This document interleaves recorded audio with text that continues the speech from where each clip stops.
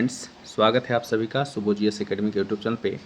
साथियों, आज हम लोग पेपर कटिंग का जो करंट अफेयर हम लोग प्रत्येक दिन करते हैं, इसमें देखिए बिहार करंट अफेयर का एक काफ़ी इम्पॉर्टेंट न्यूज़ है जो आपको आगामी बिहार के कोई भी एग्ज़ाम, चाहे बिहार सीजीएल हो, बिहार टीचर हो या बीपीएससी अगर आपको देना है 72वीं बीपीएससी या 73 बीपीएससी में भी यहाँ से सवाल बन सकता है।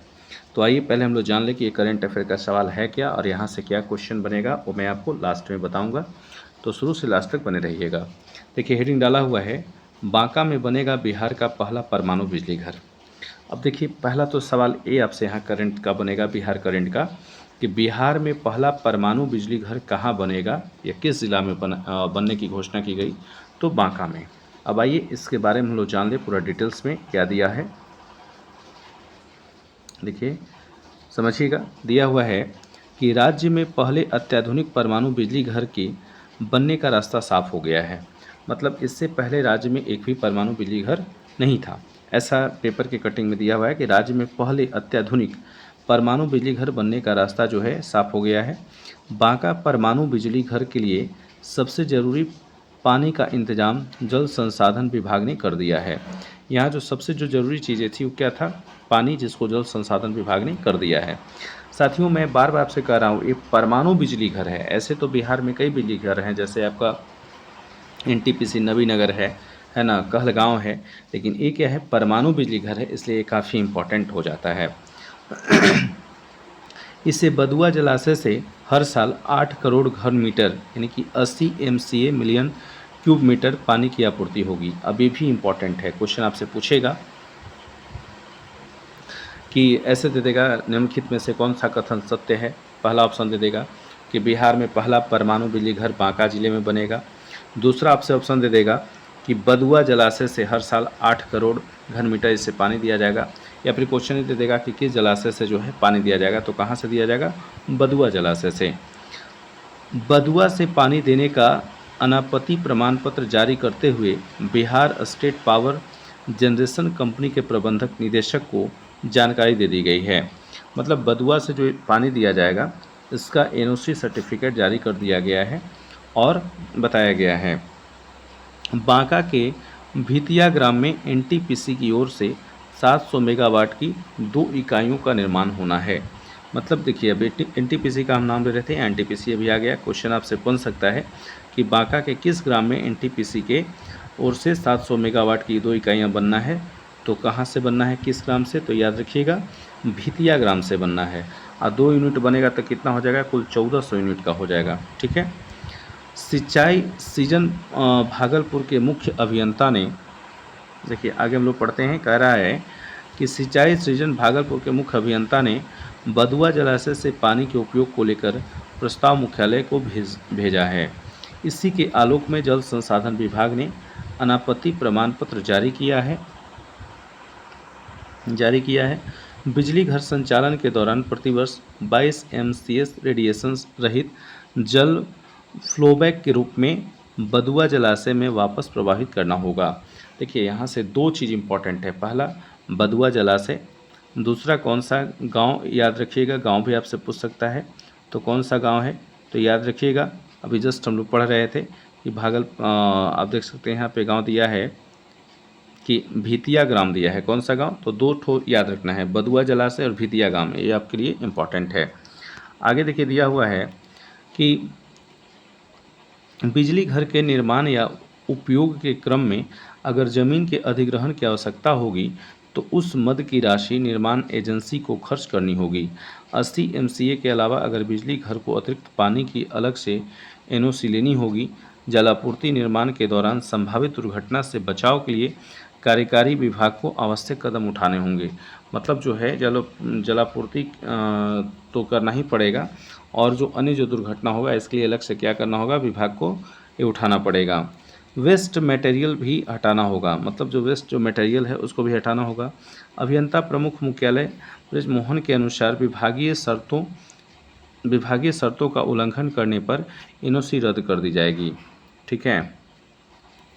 700 मेगावाट की 2 इकाइयों को सालाना मिलेगा 8 करोड़ घन मीटर पानी। ये इंपॉर्टेंट है, क्वेश्चन आपसे पूछ सकता है कि सालाना कितना पानी मिलेगा, तो 8 करोड़ घन मीटर मिलेगा और 700 मेगावाट की 2 इकाइयाँ हैं।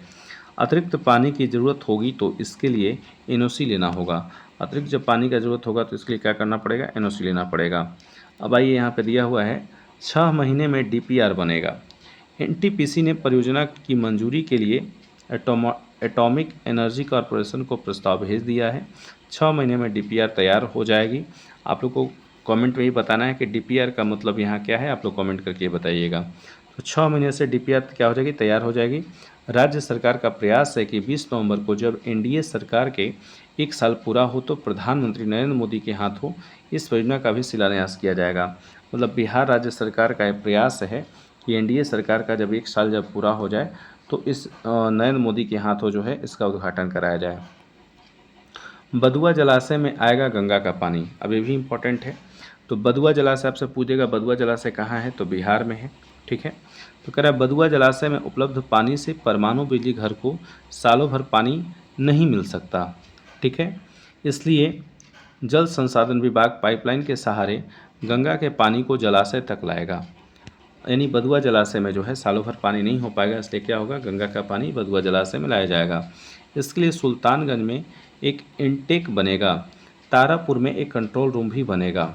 ठीक है, तारापुर में क्या बनेगा, कंट्रोल रूम भी बनेगा। अब इस पर भी चल रहा काम। अब किस पे काम चल रहा है ये हम लोग देखेंगे। तो 2400 मेगावाट की इकाई पीरपैंती में बन रही है। तो क्वेश्चन आपसे पूछ सकता है कि 2400 मेगावाट की इकाई कहाँ बन रही है, तो पीरपैंती में बन रही है।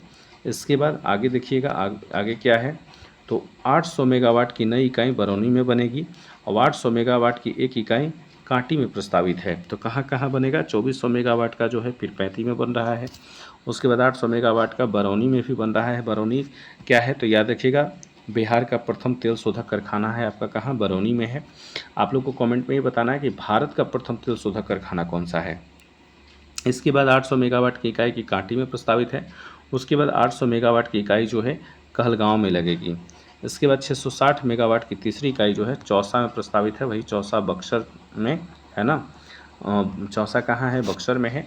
और बक्सर का युद्ध कब हुआ था, तो याद रखिएगा 22 अक्टूबर 1765 को हुआ था। 22 अक्टूबर 1765 को इसमें अंग्रेजी सेना नायक हेक्टर मुनरो था और भारत की तरफ से 3 बड़ी सेना कौन कौन थे, अवध का नवाब मीर कासिम और शाह आलम द्वितीय, ये भारत की 3 बड़ी सेना का जो है पराजित हो गया था। तो सवाल आपसे पूछा जाता है कि भारत बक्सर का युद्ध कब हुआ था, तो 22 अक्टूबर 1764 को हुआ था। सॉरी, क्षमा कीजिएगा, 22 अक्टूबर 1764 को हुआ था बक्सर का युद्ध, 22 अक्टूबर 1764 को। और 1765 में जो है इलाहाबाद की संधि हुई थी, याद रखेंगे। और इस इलाहाबाद की संधि के तहत जो है अंग्रेज़ों को क्या होता है, तो दीवानी वसूलने का, राजस्व वसूलने का जो है सौंप दिया जाता है। तो क्वेश्चन आपसे पूछेगा बक्सर का युद्ध कब हुआ था, तो 22 अक्टूबर 1764 को। इसमें अंग्रेजी सेना नायक कौन था, हेक्टर मुनरो था और भारत की 3 बड़ी सेनाओं की हार हुई थी। तो चलिए, इसमें हम लोग को क्या क्या इंपॉर्टेंट क्वेश्चन निकल कर के आया, तो इंपॉर्टेंट क्वेश्चन ये है कि बांका में बनेगा बिहार का पहला परमाणु बिजली घर। इसके बाद दूसरा यहाँ से इंपॉर्टेंट करंट अफेयर क्वेश्चन है कि बदुआ जलाशय कहाँ है, तो बांका में है। बदुआ जलाशय में पानी कहाँ से आएगा, तो गंगा नदी से आएगा। ये 3 यहाँ से क्वेश्चन इंपॉर्टेंट है। तो इसी तरीके से करंट अफेयर पेपर कटिंग पढ़ने के लिए जो है आप मेरे चैनल से जुड़े, मेरे चैनल को सब्सक्राइब कीजिए और वीडियो को ज़्यादा से ज़्यादा जो है लाइक कीजिए, शेयर कीजिए। देखिए, आजकल एग्ज़ाम में जो है करंट अफेयर एक महत्वपूर्ण भूमिका निभा रहा है और मैं प्रयास कर रहा हूं कि जितना भी करंट अफेयर प्रत्येक दिन का होता है मैं आप लोग को पेपर कटिंग के माध्यम से सारा जानकारी दूंगा, सारा पढ़ा दूंगा। तो चलिए, इस वीडियो में इतना ही। अगर मेरा प्रयास अच्छा लगे तो वीडियो को ज़्यादा से ज़्यादा शेयर कीजिएगा, लाइक कीजिएगा, कमेंट कीजिएगा। धन्यवाद।